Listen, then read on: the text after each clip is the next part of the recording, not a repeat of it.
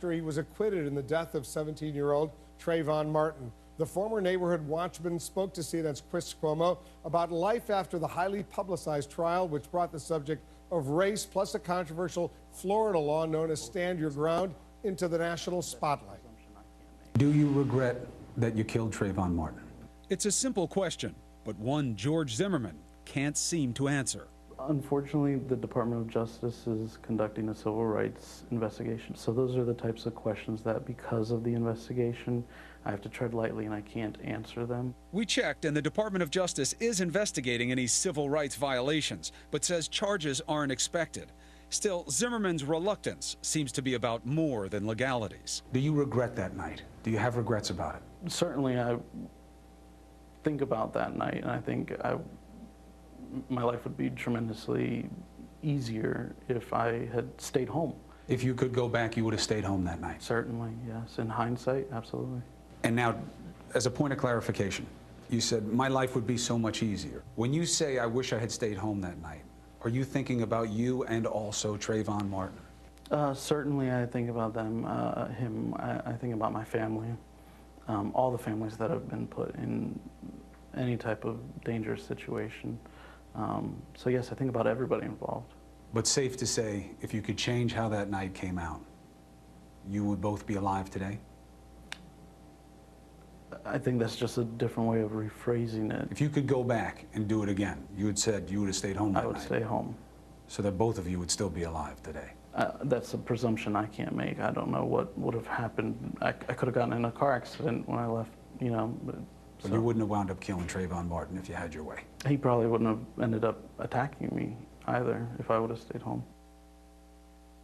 And Chris Cuomo is joining us now. Chris, excellent work as usual. Let's get into some of the substance of the interview. George Zimmerman wouldn't say he actually regretted killing Trayvon Martin. He says he's not haunted by the memories of that night. So what do you make of that?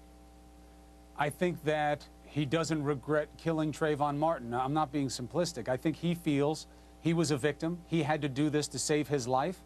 And it is almost impossible for him to even do what seems appropriate, which is to at least express remorse that you had to take a life to save your own. He's unwilling to go there, but I think it's very intentional.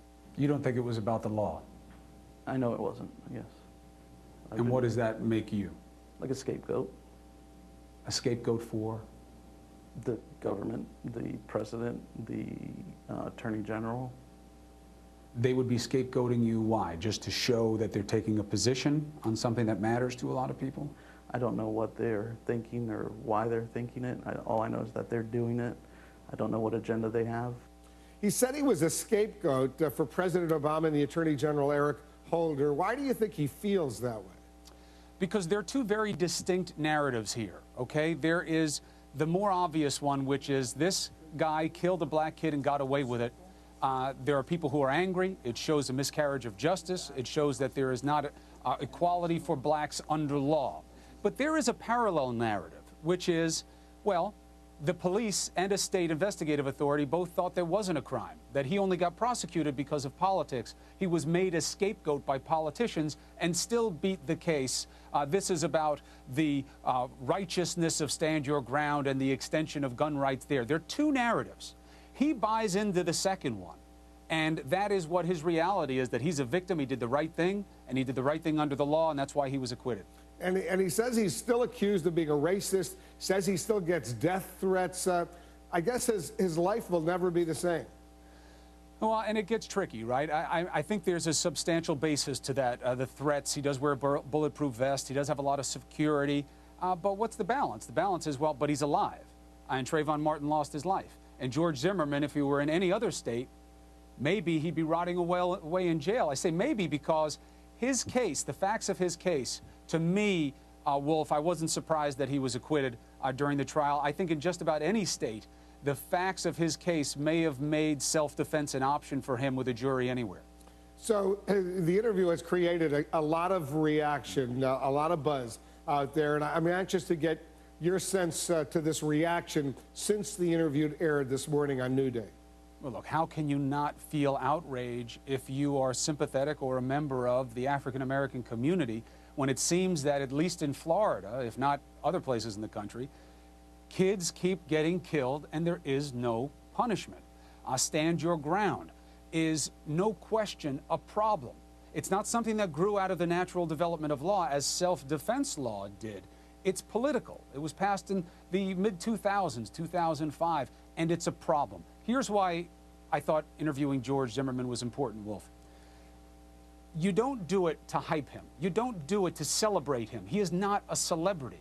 You do it for the counter of those things. He's given credit for being this calculated zealot who knew how to work the system and got away with killing Trayvon Martin because he knew the law and how it worked. I don't believe that's true at all. I think he's something much less. I think he's unsophisticated when it comes to the law and how it works, and I know that because I asked him and he knew nothing. He didn't even watch the Michael Dunn trial. So it's not that he's this calculating person. It's that this is what happens when you have such a low bar for self-defense, as you have in Florida, that somebody can make a string of bad decisions and literally get away with murder, literally get bailed out of a killing. That's what happens with the low bar. That's why it's such a concern, and it has to be addressed. Well, it was an important interview, and thanks to you for doing it. Chris, we really appreciate it. Thank you, Wolf. Appreciate the time and the attention.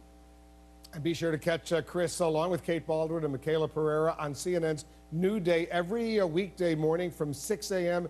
to 9 a.m. Eastern. The most news in the morning only here on CNN. Just ahead, Charles